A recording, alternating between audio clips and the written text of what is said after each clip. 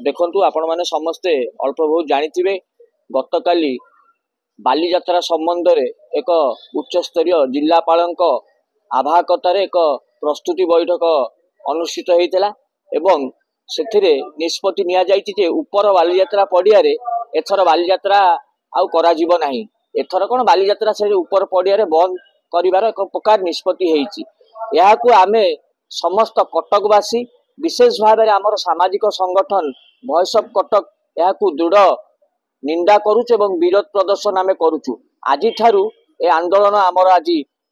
कटकवासी सहयोग रे आरंभ हैला। आपण माने जानिचंती उपर पड़िया होउची बालीजात्रार मुखशाला। बालीजात्रा जेबेटू आरंभ होईची इतिहास रे हजार वर्ष रु ऊर्ध्व हेई पारे हजार वर्ष रु ऊर्ध्वरु उपर पड़िया रे बालीजात्राटी हेई आसुची एवं विशेष भाव में कटक सहरर जो क्षुद्र व्यवसायी तथा कटक मूलतः कटक बासिंदा माने उपर पड़िया उपर निर्भरशील से माने सबु वर्ष सेठी जगह पाती कहीं आवेदन करती से माने उपर पड़िया पई एवं यह द्वारा कटक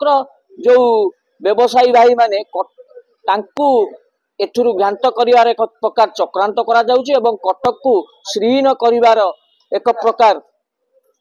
चक्रांत करा जाउची ताकु विरोध 34 एकर परिवर्ते एकर तो 60 एकर जगह रे एनजीटी देइची बालीजात्रा हवा पे 64 एकर जगह रे 60 एकर एनजीटी देले मध्य आपण जदि सेही जो एक्स्ट्रा जगहटी अछि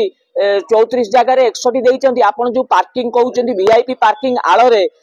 ऊपर बालीजात्रा पड़िया को बंद करचंती आपण जदि पार्किंग टाकू सही अंचल रे कर दउ नांती यह एक सौंदर्य बालीजात्रार सौंदर्य कहले ऊपर पड़िया एवं यही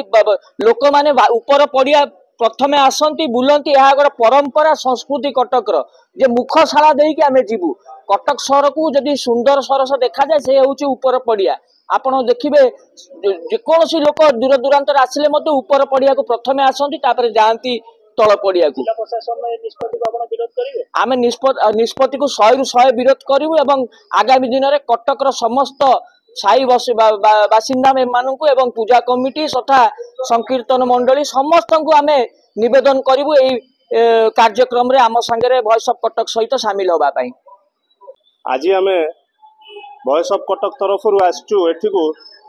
किला पड़िया जोटा मुख्य मुखशाला बालीजात्रार मुखशाला मेन पड़िया मुख्य पड़िया सेटा बालीजात्रार ताकू चक्रांत करी बंद करी कटकर संस्कृति परंपरा को माने बाधा देवाई जो चेष्टा चली बार बार चली सेटा कटक उपरे ताकू आमे दृढ़ प्रतिवाद करने को दृढ़ विरोध करने को आमे आज वॉइस ऑफ कटक तरफ एटी एकाठी होइचु। आम आशा अच्छी आमर विरोध पर ए निष्पत्ति को प्रत्याहार करा जिवो। शुणु गत वर्ष भी यही चक्रांत चली किंतु गत वर्ष विरोध पर ये जो चक्रांतटा को प्रत्याहार करा जाइथिला। मो कहवा कथा बालीजात्रा किसी गोटे पर्व नुह यहाँ कटक संस्कृति कटक परिचय यहाँ कटक परिचय कहले बालीजात्रा आ ये आजिका कथा नुह हजार हजार वर्ष तलू पलि आपण मैंने भी जानी ताकू जदि गोटे आम गोटे गोटे पल्यूशन भिड़र गोटे बाहाना देखी से परंपरा को जोटा 8 दिन फेस्टिवल जो कटकवासी आत्मा जो अच्छी सेटा को जदि आमे बाधा देवा चेष्टा करिवु चेष्टा करिवे किए भी आमे ताको केबे भी सहयोग करिवुनी कि कटकवासी भी केबे सहयोग करिवेनी। आपण निजे भी सबुआडे सर्वे करुथुबे सबु गली कंदी पचारंतु जानिबे कटकवासी मन रे केते क्षोभ अछि। आशा करे ए जो निष्पत्ति हेइची भूल निष्पत्ति कटकर आत्मा कटकवासी जो संस्कृति परंपरा को माने अजथा गोटे बाधा दे कि 34 एकर परिवर्ते 60 एकर जगह एनजीटी देला 60 एकर जगह जो एनजीटी देइची से जगह को पार्किंग भाव व्यवहार करना से जगह को पार्किंग व्यवहार करूँ जोटा कि मुखशाला से मुखशाला को केमती ताको पार्किंग करिवे गोटे पार्किंग करी गोटे प्रहसन करिवे जोटा मेन पड़िया जो पड़िया ना सेठी तमे सेठी बालीजात्रा को बढ़े किसी लाभ नहीं जोटा मुख्य पड़िया आमे कटक चंडी मंदिर आमे पूजा करबा ना आम कहबा ना कटक चंडी मंदिर को पार्किंग कर दिया जीवो गड़ चंडी रे पूजा करंतु सेटा केतले पॉसिबल कि केबे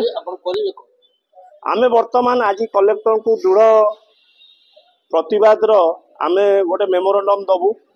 मेमोरेंडम देला परे कोन तांग निष्पत्ति होची देखिबु तापरे हम आगामी कार्यपंथा विषय रे आमे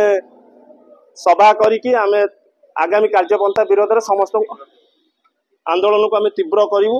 ଆଉ ସମସ୍ତଙ୍କୁ ଜଣେଇ ଦିଆଯିବ ଆଗକୁ କଣ ହବ ଦୃଢ ବିରୋଧ କରି। ଗତ ଥର ତ ଭାଇ ଏ ଯୋଉ ହେଲା ଉପର ପଡିଆରେ ବି ହେଲା ତଳ ପଡିଆରେ ଆଉ ତଳ ବି ହଉ ଉପରରେ ବି ହଉ କଣ ହଁ ତଳେ ଯେମିତି ହଉଛି ହଉ,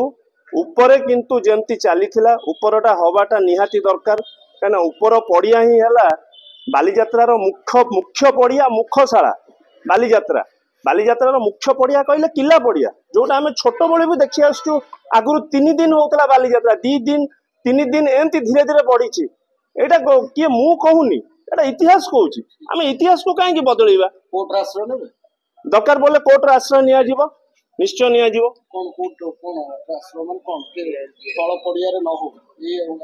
ନାଇଁ ତଳ ପଡିଆରେ ହବ, ଉପର ପଡିଆରେ କିନ୍ତୁ ଯେମିତି ହଉଥିଲା ସେମିତି ହଉ।